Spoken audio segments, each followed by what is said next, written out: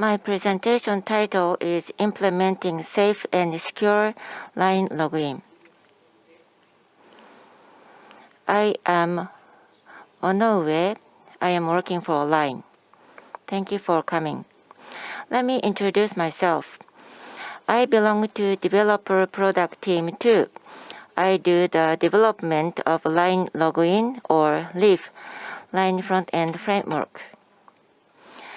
What I am responsible for is server-side application. I'm also in charge of overall system design for features which are implemented across multiple components. This is the agenda for today. The first item is the introduction of LINE Login. I will give you a brief explanation on unique features in addition to standard social login features. The second item is today's main theme.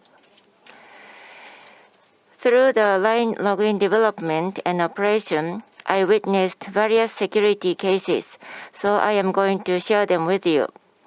Security items tend to be complicated. I try to use plain language and explain it clearly. If you need more detailed information, please go to LINE developer's site or other websites or refer RFC for more accurate information. The cases I will share today are actual cases I witnessed. So if you are a security expert, this will be helpful for you to understand common mistakes made by developers. In a pre-announcement, I plan to cover privacy protection and ID system, but due to time constraint, they are not covered today. So let's look at LINE Login. This is a so-called social login service. It is compliant to OAuth 2, which is the industry standard. It provides authorization code flow externally. Internally, it uses auto login, and for LIFF authentication and authorization, implicit flow or PXE, which is OAuth 2 extension, are used. It is also compliant to OpenID Connect. It is certified by OpenID Connect Foundation certification program.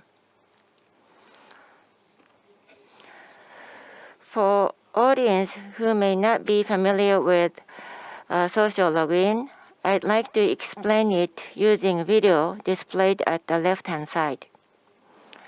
Now you are watching a web version screen of LINE Timeline. Right now, you have not logged in yet. Timeline login page is displayed and a login button is shown. If you click the login button, the status has transitioned to the LINE login screen. ID and password fields are here. Enter them and click the login button, then login process starts. Once again, the web version of LINE Timeline screen is displayed, but this time, user-posted information is displayed so you can tell you are now logged in. LINE Login offers many convenient features in addition to standard ones. Out of many features, the representative one is passwordless login. This has several options. One is QR code login, and the other is auto login. I will cover them briefly later. There are more features, but I will pick two main features and verbally explain them. The first is Bootlink. It lets login users follow your official account of the service you developed. Not only capturing logged-in user information, but also it can send messages to users from the official account, even though they don't open your services. Or you can get messages from users. So in essence, your official account and users can communicate each other. The second feature is Profile Plus.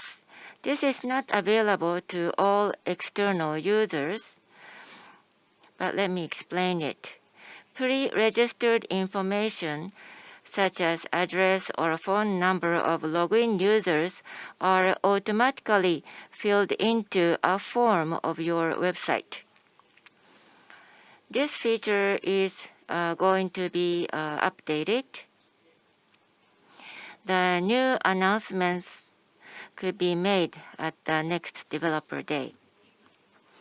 There are more features, but today I can't cover them all.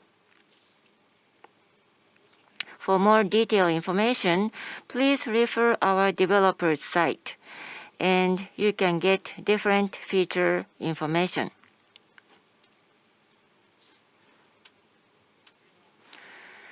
So let me explain QR code login. This is the LINE Timeline web version. It transitioned to the LINE login screen. By clicking QR code login button, a QR code is displayed. The QR code is read by a QR code reader of a smartphone. This screen is displayed. Without entering ID and password, you can log into LINE Timeline. Now I use the QR code reader of LINE app in the smartphone. As long as LINE app is installed in a terminal, you can use other QR code reader. Next feature is auto login.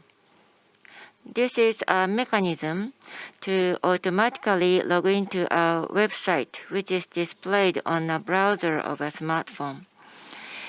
Anyone can use this feature with a LINE app installed terminal. I will play the video. I will use a LINE store screen as an example. I just clicked the login button. For a brief moment, the LINE app is displayed, but now the authentication is already completed. Let's open the menu. There is no login button, but my page is displayed. So you can tell the login is done. I think most of the audience is developers. For developers, it is convenient. The additional implementation is not necessary. Once regular browser LINE login is implemented, auto login is done automatically. No additional implementation is required. In terms of technical aspect, security ensured mechanism is already established between LINE native application and a server and a website you developed. OAuth 2 extension or Pixie-like mechanism is used to ensure security. A few more security mechanisms are also implemented.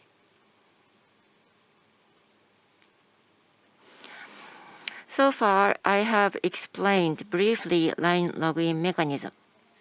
Now, you understand LINE login has many convenient features. Due to the characteristics of information to be handled, there could be risks of personal information leakage if there is a vulnerability. From here, I'd like to share 4 actual cases I witnessed with you. All cases are real cases, and some of them happen so frequently, and they are not specific LINE login issues. Rather, they are common social login issues. I believe this is helpful for you. Before talking about actual cases, I'd like to define the target scope of this presentation. Here, I divide vulnerability into two categories. The first vulnerability resides in line login platform itself. The other vulnerability is generated by wrong implementation of user services which access to line logins.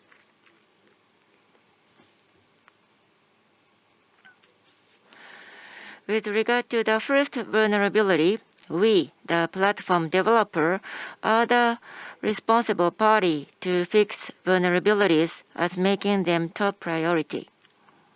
However, even we fixed all line login platform vulnerabilities, if wrong implementation is done at your website, vulnerabilities continuously stay.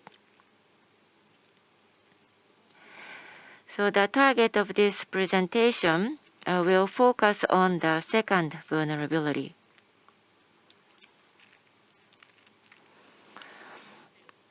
And before covering the examples, let me explain one more thing. Some of you may not know well about social login mechanism. By using simplified diagram, let me cover how process steps flow. Step number 1, an end user sends a login request to a website you developed. Here it is yoursite.com. Then, according to OAuth 2 or social login mechanism, the login request is redirected to a line login server. At the redirected web page, the end user enter ID and password for authentication. This process could be replaced with other approach such as QR login, which I explained before. Next process is authorization.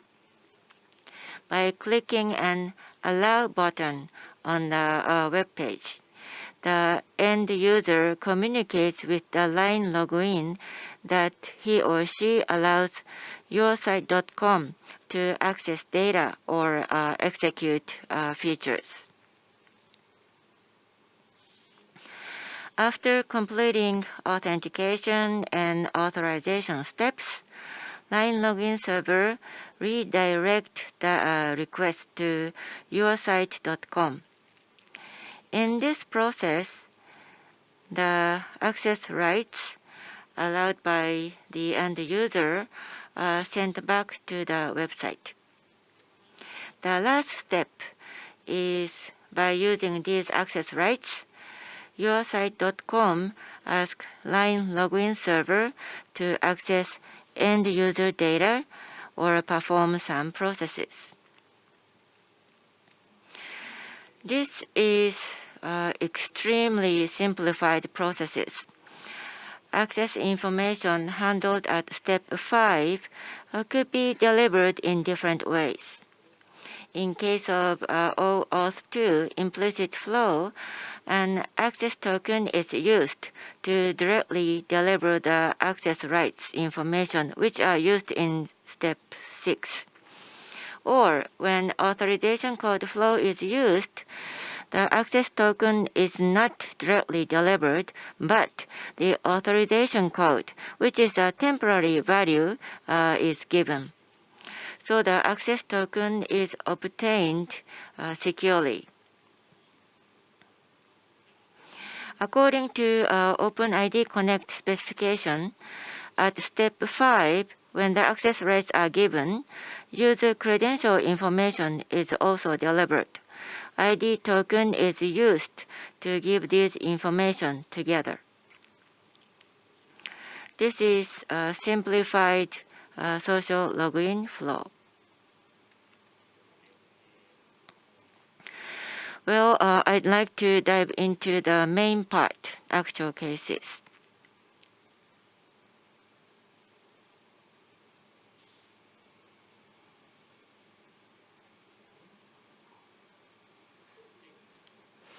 Now you are watching a screenshot. Have you noticed anything? This is the status that a user is back to a website after completing the LINE login process. Some of you may notice immediately. Here, you can see access token questionable term is presented. What kind of vulnerability is presented here? Of course, it is not easy to identify the vulnerability just reading this string only, but the actual case I witnessed, we identified the vulnerability. First, in a query parameter value, the access token is added. In general, query parameter tends to be exposed to external. If it is exposed, an attacker can get user information easily with this information by following social steps. Let's deep dive how an attacker performs an attack. Any type of website is fine, but here I would use e-commerce site which is called example store for an explanation. There is a product review feature which is common for e-commerce site where you can post your review on a product. The attacker exploits this kind of mechanism. First, the attacker put a malicious link, evil.com, on the e-commerce page. Of course, it doesn't look like malicious link. Next, victim clicks this link without knowing it is a malicious link. Then what will happen? The query parameter, which is displayed in the URL, is given to the attacker as a referrer request header. In this particular case, the access token is included in the query parameter, so the access token information is also given to the attacker. The attacker uses the access token to log into the LINE login server and get user information in an unauthorized manner.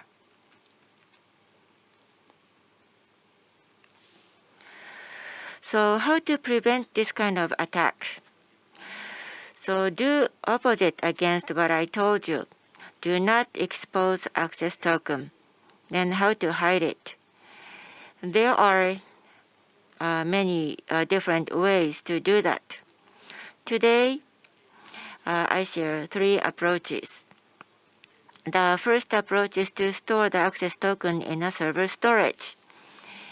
If you use the authorization code flow, naturally, a server is included in the implementation. I believe many organizations use this approach. So with regard to communication between the server and the browser, I recommend to establish unique login session and use cookie for information exchange. The second approach is to use browser storage.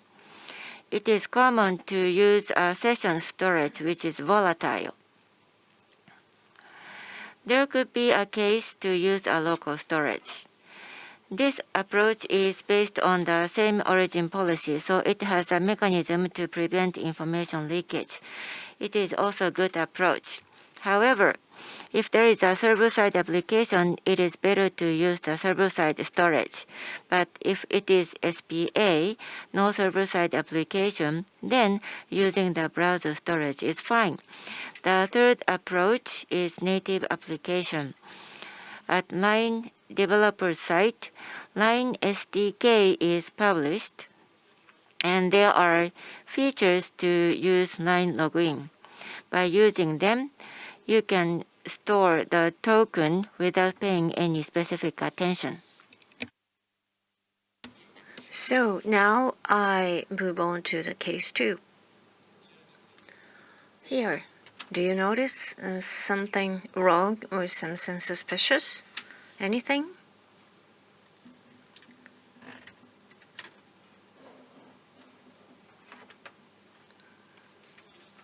In this case, a site tried to perform the line login, and then the request redirected to the line login is on this URL. So this URL doesn't have anything wrong. However, when a user tries to log in again, do you notice anything?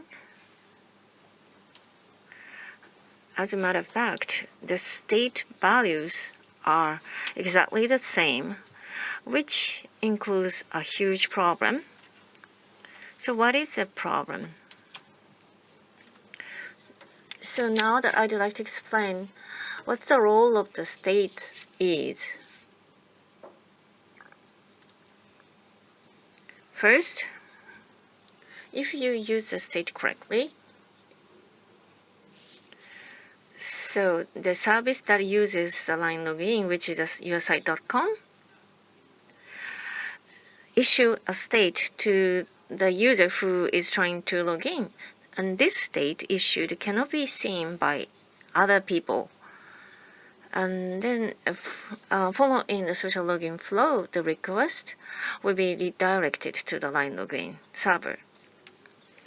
And then when the login process is completed, then this request has the state value. As a matter of fact, this is attached with the state value and then returned to the yoursite.com. And here, what yoursite.com has to do is, at the number 3, line login added the state value and then returned at the number 4. And then that value is compared with the state value issued at number 1. By checking, you can prevent somebody else from sending a request using the information brought from other place than number 1 and pretending it is the information indicated as number 4. So then, what happens if the state value is a fixed value? Let's look at the attacker's flow. So it is called the CSRF attack. You may heard the name pretty often. And let me explain what it is. So an attacker to the line login server, pretending that you are from the yoursite.com, send a request. And then the attacker,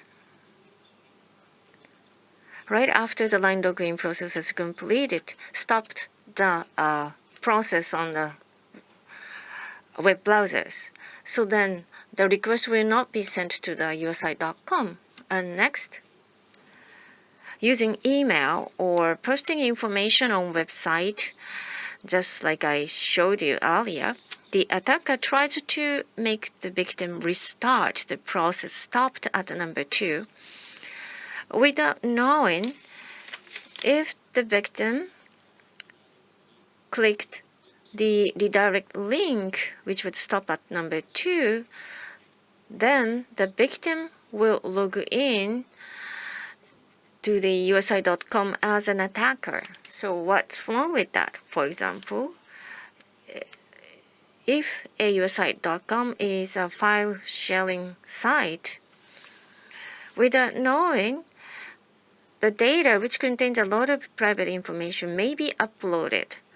If that happens, since the user has logged in as an attacker, so then the data was registered as the attacker's data. So then the attacker can access to the data freely.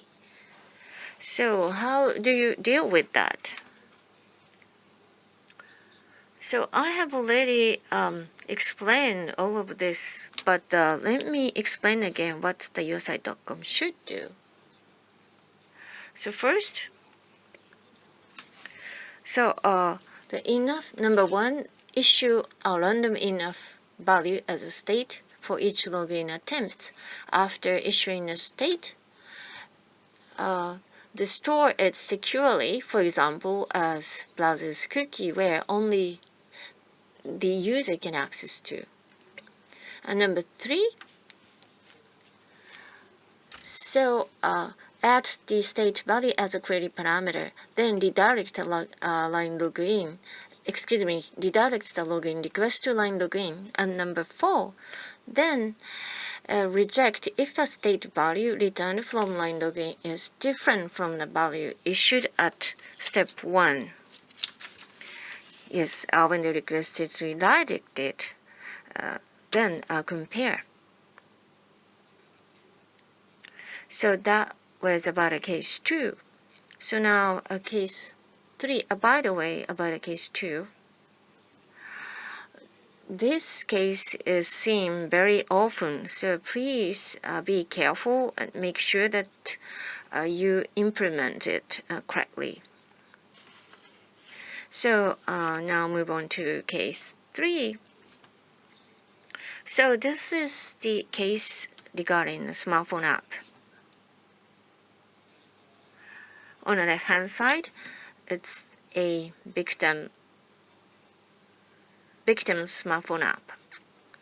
So the smartphone app is installed as a native application, and the USI.com is a backend server of that native app, smartphone app. So the operation is like this. So when to try to log in the smartphone app, so user interface with the line login, and then perform the login, line login, and then smartphone app acquires the access tokens and so forth. And using access token, you can obtain the user IDs. And then what will happen is as follows.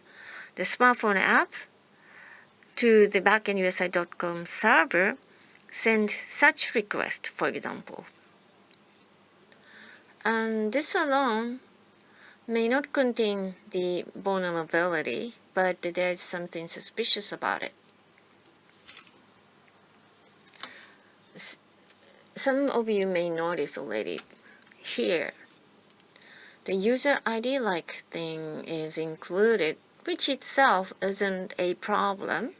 But if with this alone, the backend server tries to authenticate the user, it will be a problem. Even this communication is encrypted, it still poses a problem. So now let me explain how the attacker attacks. First, the attacker uses his own smartphone and smartphone app and tried to log in. And then the user IDs of the attacker can be obtained by the attacker. And just like the previous page, it pretends as the normal app, and then the same request will be sent to the backend server. So then they replace this user ID with the random value, random strings. I put the multiple A's. So if this ID happens to be the correct ID, then this attacker can easily pretend to be a victim and do the multiple operations. So let me add just a few things. In reality, in case of a line login, it is highly unlikely that this attack works because line user ID is random enough value. So just even if you replace it with some other strings, it's highly unlikely that they match. And secondly, the line user ID is the PPID. So it means user ID value issued to an external service provider A is a different string from that for the service provider B even if these are for the same user. Therefore, for example,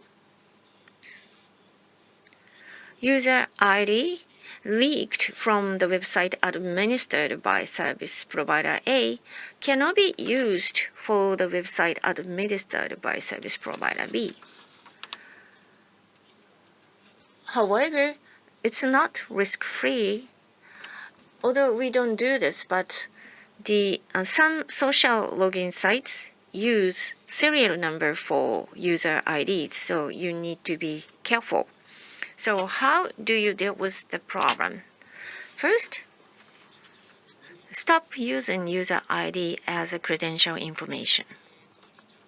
So instead, what should you do? So use access token or ID token. However, this alone isn't enough. So let me explain using a case for why. This looks a similar flow, but the difference is that at number 2, from the smartphone app to a backend server, access is made, and that request header contained the user header earlier, but here it contains the authorization header, and the access token is included. So what's wrong with this? This request itself isn't bad. So yoursite.com has to do one thing. What is it? You definitely need a validation.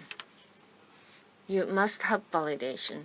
So let's see how the attacker exploit this flow, and let me explain why the validation is necessary. First, here, a victim uses the smartphone app. Oh, before going to that, in the center, now you see the server which you didn't see before. This server was prepared by the attacker, which looks harmless but actually a malicious server. So let me explain first from the beginning again. So first, a victim using a line login functionality tried to log into the smartphone app. And this smartphone app was prepared by the attacker, which looked harmless, or the third party's application which was taken over by the attacker. So then, to the attacker's site, access token was passed. So since this pretends to be a harmless app, so therefore the website may seek only the minimum required authorization. So therefore a user will agree very easily. Next, then the attacker to the yoursite.com sends the access token acquired at number 2. And if the yoursite.com doesn't validate the token, then this will be used as it is. And if it is used as it is, it means that the user IDs of a victim can be obtained. Since there's no validation, yoursite.com believes that this is a request from the victim. So as a victim, so the attacker pretends to be a victim, and also at number 1, even though he agrees to only the minimum required authorization, but at number 3, the yoursite.com's functionality was used by the attacker. So to deal with this, before calling the line login functionality, the token validation has to happen. This is how to validate in case of a line login, if the access token is used, we have the access token validation API. So call this API. So it is not so difficult to use. This is an example of a curl command in the center. To the API, using a query parameter, send access token, and if there is a problem, an error will be returned, and if there is no problem, the information, part of the information included in access token will be returned. But this alone isn't enough. The client ID has to be also validated and verified. So when this is the issue, this is issued to identify the service. So unless you verify this, the access token issued for another service can be used. So therefore, this verification is also necessary. The detail is on our developers website, including API references. So please refer to that. Next. So far, I talked about the access token. So now you can use the ID token to communicate the verification information. Again, that you need to verify the ID token to avoid the exploit. So the signature attached to the ID token can be verified by yourself. That's possible too. And the specific method is also described on the URL displayed right here, but it's sort of complicated. So if you haven't done this before, it may take some time.